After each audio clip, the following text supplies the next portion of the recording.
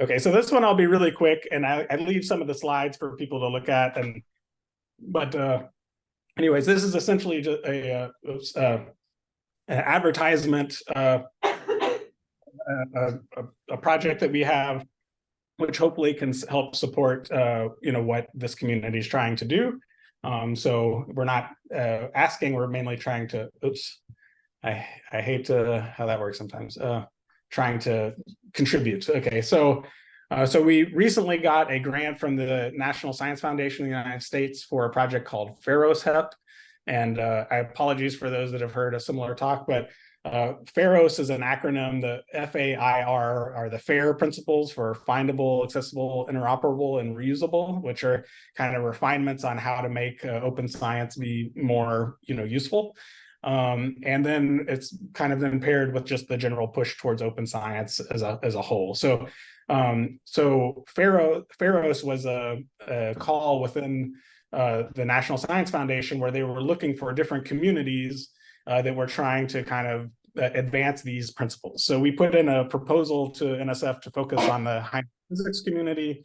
And it's a 3-year project, and it has a little bit of money to try to actually do stuff, but a lot of it is really to try to help coordinate discussions around these topics and to support that. So this project is a little bit of a natural follow-up from other NSF-funded projects that we had. So going way back to 2012, there's a project DASPOS, which helped support kind of early work in RECAST and RIANA. Then later I mentioned DIANA-HEP, that was supported a lot of early like PyHF and RIANA, et cetera. And also supported the kind of GitHub Zenodo DOI minting. Then that led to IRIS-HEP, which hopefully many people are familiar with.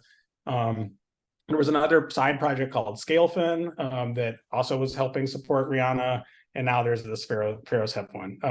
These other ones above had more of their budget for like doing actual like development work. FAIROS-HEP has a little bit of effort, a little bit of budget for doing actual development work, but a lot of it is more about community building. So in particular, we want to think about, how all of the software and the results can be kind of linked together and how that sits inside of our cyber infrastructure. So it's getting more involved with things like HEPData and Inspire. And the way that we framed it to the funding agencies is that we wanted to create a kind of living publication. And so that's really things like what you're seeing with the phenomenology community using published likelihoods and recast and stuff like that. But we would like to ideally, what would it look like if everything was kind of, the ideal version, and can we help build some infrastructure and get us there more quickly?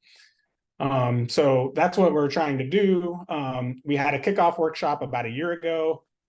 Around that time is at least when I personally got hit with the P5 report. So the project is kind of stalled a little bit because of that, but there has been some developments. But now that P5 is kind of winding down, we're trying to ramp up the effort again.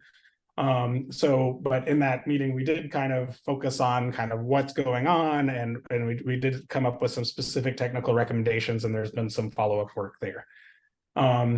So I don't know that I need to see, these are some slides I kind of have from before. I think that this crowd knows about it, but I'll just flip through things visually that are kind of, again, like in the wheelhouse of what we're trying to promote. So all the kind of, open science related work, these, public models, et cetera, that we've already kind of talked about. But these are all things that we're interested in kind of basically fostering. One of the specific tools that we did actually support, which Abe presented yesterday, was this HEP Explorer, which is kind of provides a web interface to try to make that easy.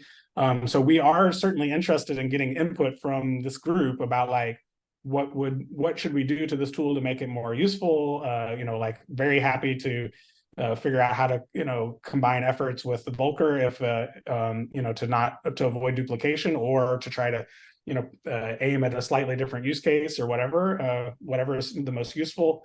Abe is very easygoing. I think one thing that would be useful here have this tool like help, for instance, renaming nuisance parameters and doing these combinations like Jack was talking about when you do have correlated systematics. So looking into the future, we have some funding to be able to support a few workshops, including support travel for people from, including international travel for people to join these workshops. These were the 4 workshops that we had kind of in mind from the proposal, but there's some flexibility there. So I gave essentially the same talk at the EFT working group meeting, and so apologies if you saw that, but I would love, in your conversations, if you can think about how we can best leverage this sort of pot of money and what kind of workshops would be the most useful, please let me know. But this is what we're trying to facilitate. That's it. Thank you. Yep. Thanks very much. Yeah, let's see, let's go to Zoom to see if there's any follow-up questions.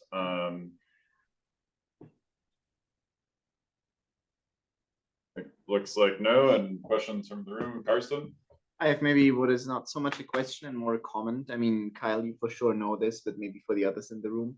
So these FAIR movements is actually something that is happening not only in the US, but also somewhere else. So for example, in Germany, we have the NFDI, the National Research Data Infrastructure thingy, where there's basically a lot of projects, not only in physics, but also in other fields moving forward. And lots of different fields have like their own research programs going under this sort of header. So yeah, there seems to be quite a lot of movement in that direction, and I think that's pretty exciting. Yeah, no, I completely agree. And just to say, like, I think we've tried to support each other's grants and various things. So we are trying to coordinate as much as we can with each other so that it's one effort. But we should say that explicitly. And so the more that we can kind of co-locate workshops and things, and just use these resources efficiently to try to push it forward, and try to, I also, anything that we can do to make high energy physics look like we're leading at some level will make other people in other countries, more competitive for trying to get funding in this direction as well. So I think it really helps us to kind of try to join forces together.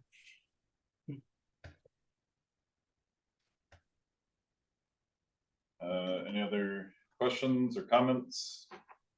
Okay, I guess the only thing I'll say is just to kind of echo what Kyle was saying. I think that given that tomorrow is going to be really trying to be focused on the community needs and goals and discussions, that I think that this is definitely something that we should try and do some brainstorming of that as well, to see how we can make sure that these sorts of efforts align, both across subfields and also across countries. So hopefully we can have some good kind of dedicated sessions there.